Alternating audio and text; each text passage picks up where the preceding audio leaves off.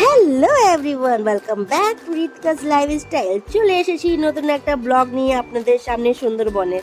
তো আপনারা জানেনই কি আমরা হচ্ছে এখন সুন্দরবনে, আজকে সুন্দরবনের ডে সেকেন্ড হচ্ছে। আর আজকের ব্লগটা যেটা হচ্ছে এটা আমি বাংলার মধ্যে করছি।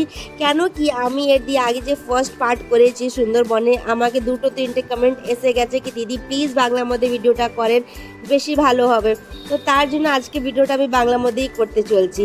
তো সকাল সকাল আমরা হয়ে গেছি সবাই রেডি, সকালে উঠিয়ে দিয়েছেন।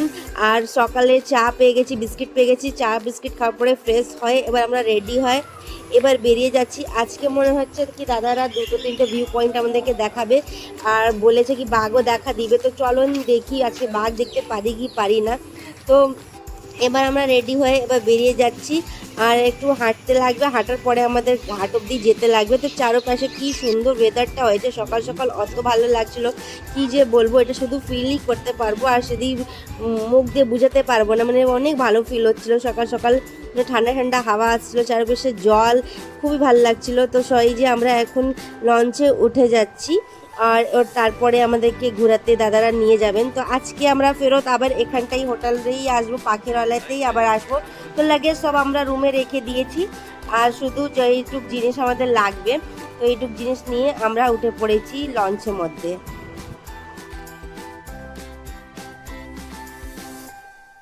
এই যে লঞ্চটা আমাদের ছেড়ে দিয়েছে।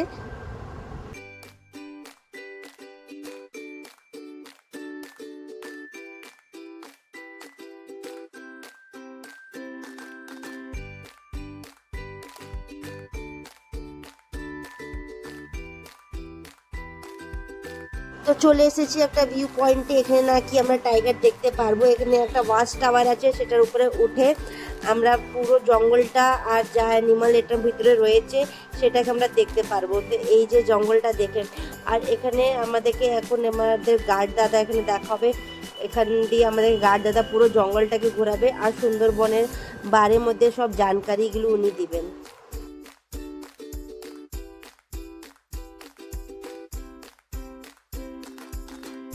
বলবেন আমাদের গাইডদা, আপনাদের যদি কারো যদি প্রশ্ন থাকে গাইডদাকে জিজ্ঞাসা করবেন, তিনি আপনাদের খুব পরিষ্কারভাবে বুঝিয়ে বলবেন। সবাইকে নমস্কার। আপনারা সুন্দরবন ঘুরতে এসেছেন, এই জন্য টাইগার রিজার্ভের পক্ষ থেকে, ট্রাভেলসের পক্ষ থেকে, টাইগার রিজার্ভের গাইডদের পক্ষ থেকে স্বাগত জানাই। আমার নাম কৃতি প্রসাদ মণ্ডল, আমি টাইগার রিজার্ভের অ্যাপ্রুভাল গাইড। আজকে আমি আপনাদের সঙ্গেই থাকবো। যাত্রা শুরু করার আগে আপনাদের কাছে বিনীত আবেদন, দয়া করে নদীর জলে কোনো কিছু ফেলবেন না, বানরকে কোনোভাবে খাবার দেবেন না। লঞ্চে ব্যালেন্সটা নিয়েই বসবেন, চলবেন। যিনি লঞ্চটা চালাচ্ছেন তার সামনে দাঁড়াবেন না এবং ছোট জায়গা ডেকটাতে যেখান থেকে ওঠানামা করা হয় ওইখানে নেমে বসবেন না বা ছবি করার চেষ্টা করবেন না। এই আবেদনগুলো আপনাদের কাছে রইল। বাবুদের কাছে বিশেষভাবে আবেদন, দয়া করে অ্যালকোহল থেকে বিরত থাকবেন এবং এইরকম স্পটে নেমে ধূমপানটি করবেন না। এবার বলি, এটা টাইগার রিজার্ভের মেন স্পট। এখানে যেটা দেখা যেতে পারে সেটা হচ্ছে কিছু রিভার ট্রাফিং বা বাটাগুর বাস্তা, একটা সামুদ্রিক কাঁঠার প্রজাতি। পৃথিবী থেকে এরা বিলুপ্ত হয়ে যাচ্ছিল, তাদেরকে বিশেষভাবে এখানে সংরক্ষণ করা। আমি যাব, দেখব, ফিরবো, এরকম হবে না। পাশে কুমির আছে, তিনি আমরা ম্যাপের কাছে একটু অপেক্ষা করতে পারি, কারণ আমরা টাইগার রিজার্ভের মধ্যে ঘুরছি, কতটুকু জায়গা ঘুরতে পারছি এবং তার সম্পর্কে একটা পূর্ণাঙ্গ ধারণা এই ম্যাপ থেকে পাওয়া যেতে পারে। এইটা দেখার পরে আমরা বোটে উঠবো, তারপরে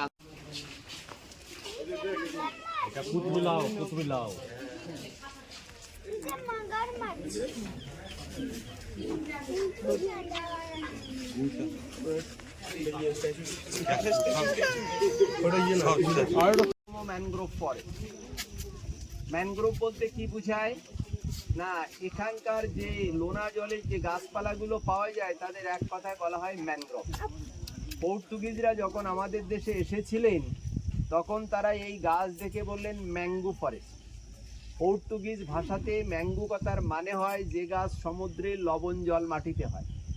ইংরেজরা যখন আমাদের দেশে আসেন তারা আবার এই গাছ দেখে বললেন গ্রোভ ফরেস্ট। গ্রোভ কথাটার মানে হয় ঘন বন বা কুঞ্জবন। তা দুটো কথাই সঠিক, তাই কোনো কথাটাকে আমরা বাদ না দিয়ে দুটো কথাকেই একসঙ্গে মিলে বলছি ম্যানগ্রোভ। ম্যাঙ্গো এবং গ্রোভ, ম্যানগ্রোভ। যার অর্থ করলে লবণ জল মাটির ঘন গাছপালা, তাই হচ্ছে ম্যানগ্রোভ। তো এই ম্যানগ্রোভের মধ্যে এটা একটা গোল পাতা, এই পাশেরটা বাইন। তো গোল পাতা, পাতাগুলো দেখতে লম্বা কিন্তু বলা হচ্ছে গোল পাতা, কারণ এদের অনেকগুলো ছোট ছোট গুচ্ছ ফল একসঙ্গে মিলে বলের আকার ধারণ করে। এই ফল হয়েছে দেখে নিতে পারে। এটা হচ্ছে গোল পাতা, ম্যানগ্রোভের একটা স্পিসিস। এটা দিয়ে মধু তোলা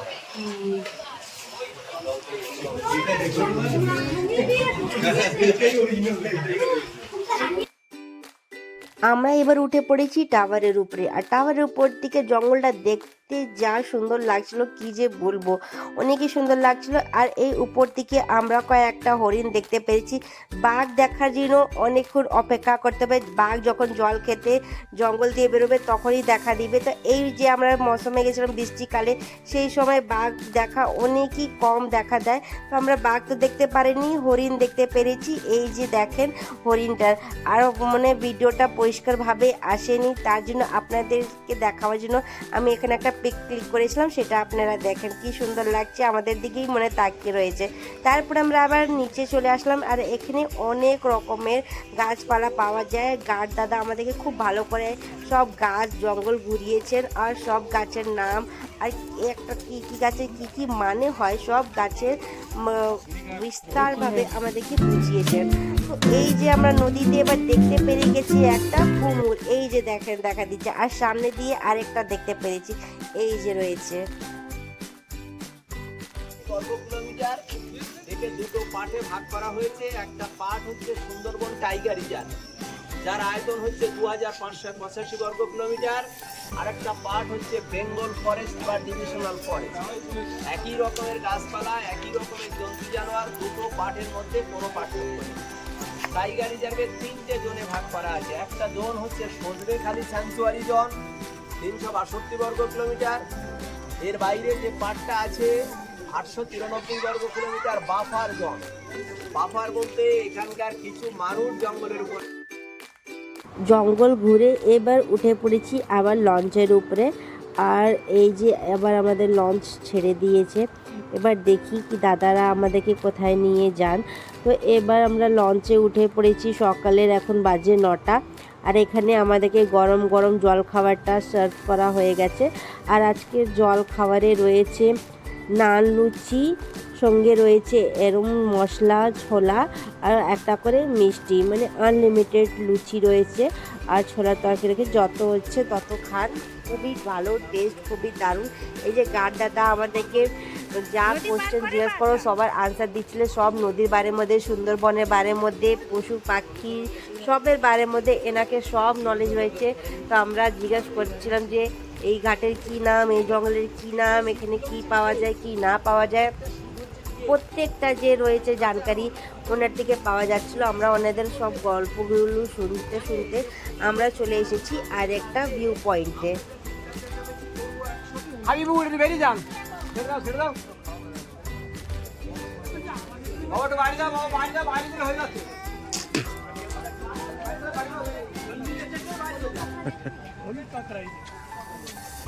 কেমন লাগছে বলো? হ্যাঁ অনেক আছে বোটে, বাকি চলো এখন ভেতরে যাই। সুন্দরখালি এই তো আবর্জন এগিয়ে চলো। এখানটায় দেখতে পেলাম একটা সবুজ রঙের লতা, দেখেন ওই যে উপরেটা যে দেখা দিচ্ছে সবুজ সবুজ, সেটাই হচ্ছে এখানে একটা লতা দেখতে পেরেছি। তারপরে এখানে একটা খুবই সুন্দর একটা মন্দির দেখতে পেরেছি, নাকি এখানে যে বনের দেবী যে বলে, ইনি হচ্ছেন বনের দেবী। মানে এখানে যে কেউ নৌকো চালাতে যাক, মাছ ধরতে যাক, যা কোনো কাজ করবে এই বনের দেবীর কাছে এসে আজ্ঞা নিয়ে তারপরেই কোনো কাজ করে, এখানে পুজো দেয় তারপরেই কোনো কাজ করে। তো এখানে আমরা একটা খুব সুন্দর মন্দির দেখতে পারলাম। আর আগে চলি, আর এখানে গার্ড দাদা আমাদেরকে সব বলে যাচ্ছেন আর আমাদের সঙ্গে চলে যাচ্ছেন, সব কিছু যা আমাদেরকে বলছেন। এখানকার গাছপালা, এখানে অনেক রকমের পাখিও দেখা দিচ্ছে, ভিডিওতে সে দেখা দিচ্ছে না। এই যে দেখেন এই যে পাখিগুলো আপনাদেরকে বোর্ডে আমি দেখিয়ে দিচ্ছি, এই পাখিগুলো এখানে পাওয়া যায়। আর এই যে গাছটা রয়েছে সেটার ফল এখানে রয়েছে, সেটা বোর্ডের মধ্যে রয়েছে। কেন কি ভিডিওতে পরিষ্কারভাবে আসছে না, তার জন্য আমি বোর্ড দিয়ে আপনাদেরকে দেখে যাওয়ার চেষ্টাটা করছি।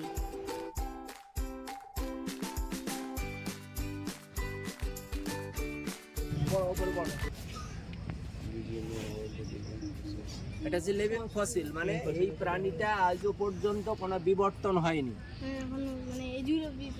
বিবর্তন, তুমি ছোট্ট ছিলে, বড় হয়েছো, বড় হয়েছো, বড় হয়েছো, বড় হয়েছো, তারপরে অন্য কিছু হবে। আগে কি ছিলে?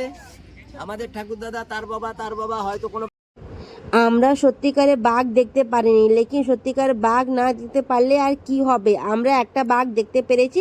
এই যে দেখেন সামনে, আর জায়বু কত স্পিডে যাচ্ছে ওই বাঘের কাছে একটু দেখেন। তো জায়বু বাঘের কাছে যে খুব পিক ক্লিক করলে, আমরাও অনেকটা পিক ক্লিক করলাম। তারপরে স্টার্ট হয়ে গেল এখানে বৃষ্টি হওয়ার পরে দৌড়াতে দৌড়াতে আমরা আবার উঠে পড়েছি লঞ্চের উপরে। আর লঞ্চের উপরে ওঠার পরে আমরা এখানে পেয়ে গেছি গরম গরম মাছের চপ। এখানে মাছের চপ ভেজে আমাদেরকে দেওয়া হয়েছে, মাছের পকোড়া।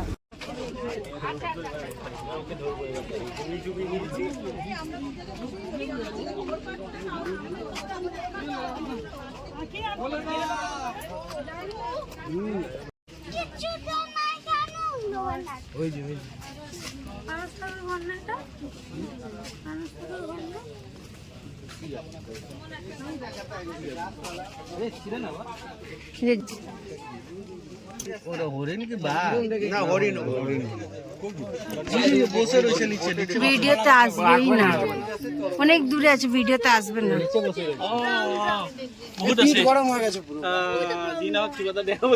হরিণ আছে, দেখো দেখতে পারছো কিনা।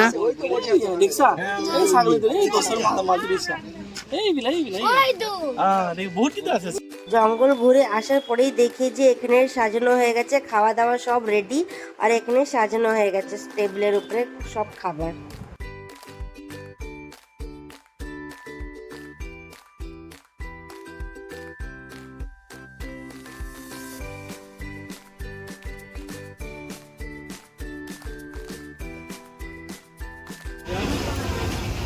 এটা হয়ে গেল তোমার কি সরষে ইলিশ, এটা চিংড়ি মাছ,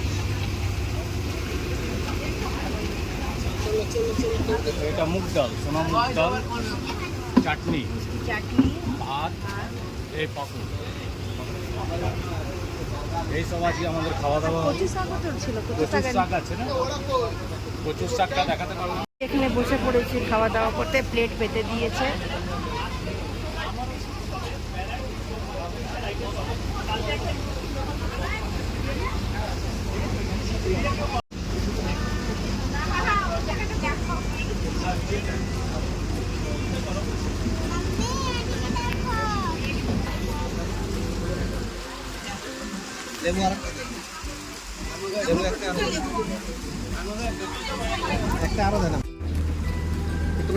আজকে কচু শাকও রান্না হয়েছে, কচু শাক দিয়ে ভাত খেয়ে দেখি।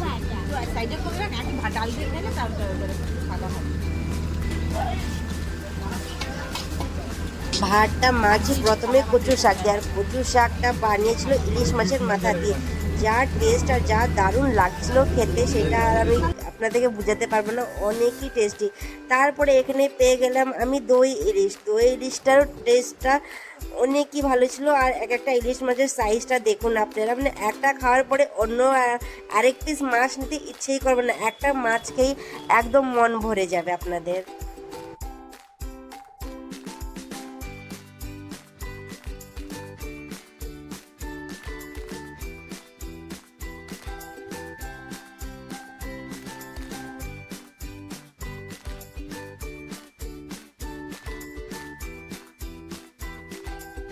তো চলে আসলো আমাদের আজকে স্পেশাল ডে। সেকেন্ড ডেতে আমরা স্পেশালের মধ্যে পেয়ে যাচ্ছি চিংড়ি মাছের মালাইকারি, আর সঙ্গে কচু শাক রয়েছে মাছের মাথা দিয়ে। সেকেন্ড ডেতে এই দুটো স্পেশাল ডিশ রয়েছে, আর যা টেস্টি হয়েছিল কি যে বলবো, খুবই সুন্দর, খুবই ভালোভাবে রান্না করা হয়েছিল। আর এইভাবে মৌসুম যা রয়েছে, ঠান্ডা ঠান্ডা হাওয়া চলে যাচ্ছে, জলের উপরে বোট চলছে, সেটার মধ্যে বসে আমরা খাওয়া দাওয়া করছি, খুবই ভালো ফিল হচ্ছিল।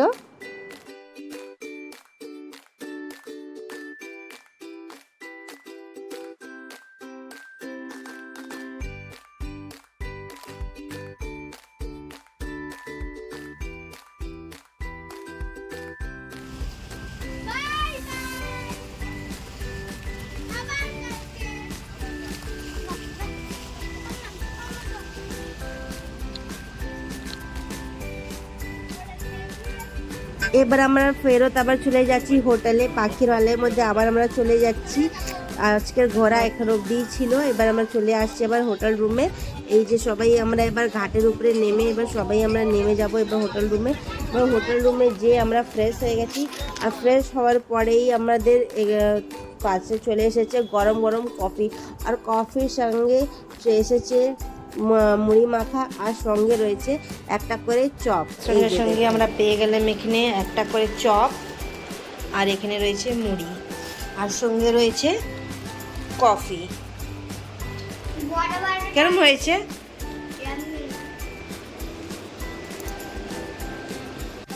প্রথম দিনে হয়েছিল আদিবাসী ডান্স, আর আজকে হচ্ছে বাউল গান। এই যে দেখেন এখানে হচ্ছে বাউল গান, এখানে বসে সবাই গান শুনছে, আনন্দ করছে।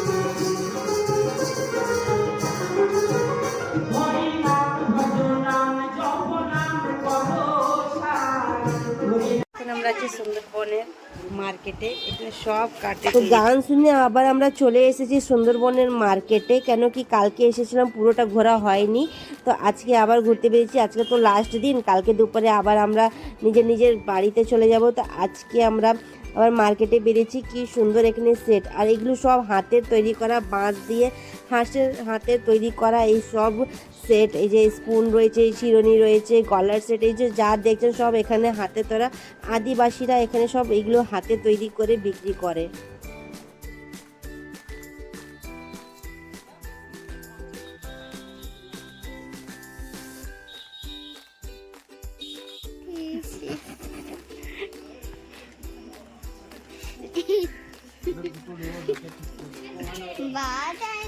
মার্কেট ঘোরা হয়ে গেছে, আর এই যে এসে পড়েছি এবার খাওয়া দাওয়া হচ্ছে। রাত্রে খাওয়া দাওয়ার মধ্যে রয়েছে চিকেন চিলি, আর সঙ্গে রয়েছে ফ্রাইড রাইস, সালাদ, আর লাস্টে পাবো একটা করে মিষ্টি। তো খাওয়া দাওয়া হয়ে যাচ্ছে। আর আজকে ভিডিওটা আপনাদের আজকে দিনভরে কি করলাম ভিডিওটা পুরোটা করার চেষ্টা করেছি। ভিডিওটা পছন্দ হলে তো প্লিজ লাইক করবেন, কমেন্ট করবেন। দেখা হবে আবার কালকে সকালে। Bye bye, thanks for watching my video. Bye bye, আবার দেখা হবে।